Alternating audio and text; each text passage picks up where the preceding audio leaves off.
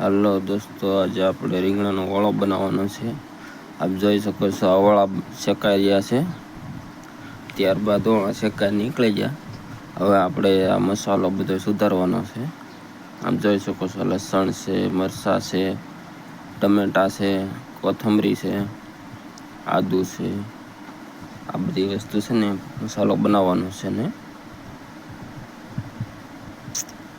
આ બધો ઓળો ફોલી નાખ્યો છે. મસાલો બધો તૈયાર થઈ ગયો છે. ડુંગળી છે, અદરક લસણ છે, ટમેટા છે, પછી વઘાણી છે, હળદર છે, ધાણા જીરું છે, ગરમ મસાલો. હવે તેલ ગરમ કરવા મૂકી દીધું છે આપણે.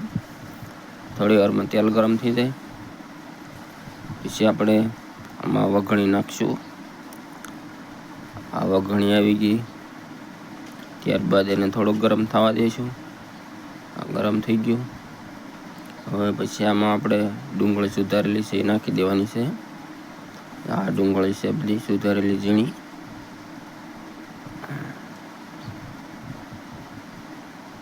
ત્યારબાદ એને 10 મિનિટ આપણે રહેવા દઈશું. 10 મિનિટ પછી આમ લાલ થઈ જાય જોઈએ. થોડી હતી પણ નાખી દઈએ યાર 10 મિનિટ પછી લાલ.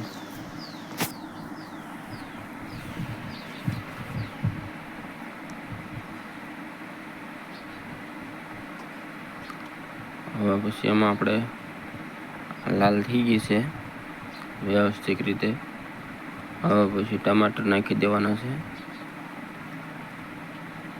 આપણે ટમાટર આવી ગયેલા.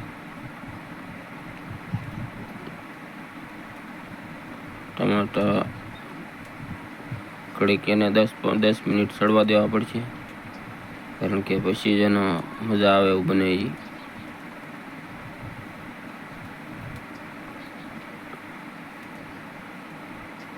ટમેટા આવી ગયા. એમાં આદુ ને લસણ બધા આપણે ખાંડેલો હતો એ નાખી દેવાનું છે એટલે સ્વાદ આવે.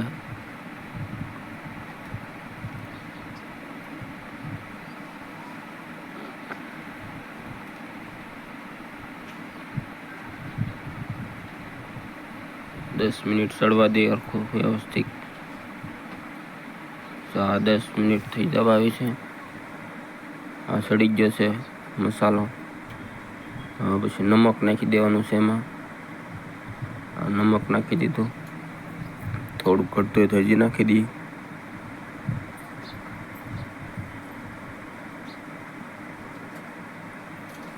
હવે એમાં હળદર નાખી દેવાની છે આપણે.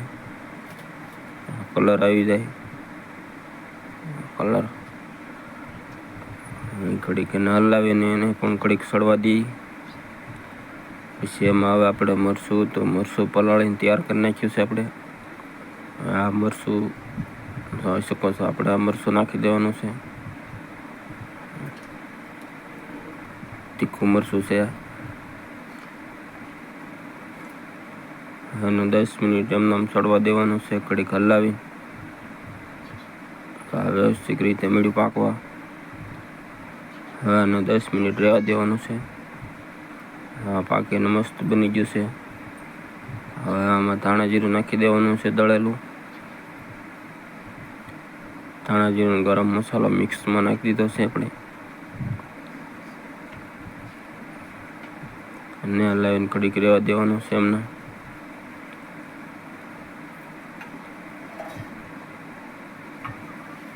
ઓકે, મસ્ત મજાની ગ્રેવી બની ગઈ છે.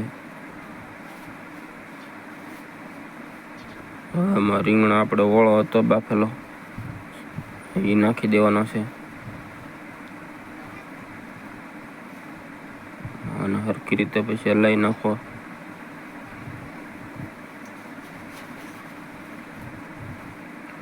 મોઢામાં પાણી મીડ્યું આવાજ આવે. હવે કે મોઢામાં પાણી આવે એવી વાત થઈ ગઈ.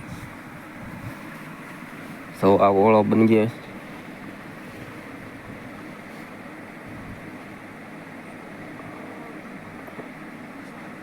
ઓળો બનીને કમ્પ્લીટ થઈ ગયો છે. હવે એમાં આપણે કોથમરી નાખી દેવાની છે એટલે સ્વાદ આવે.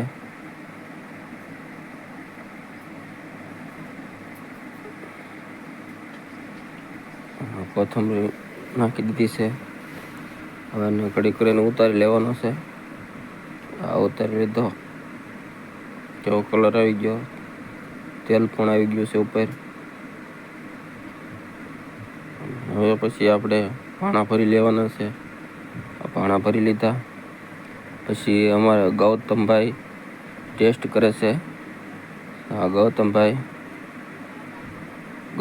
કેવું લાગે છે ટેસ્ટ કરીને બતાવો જ જરાક.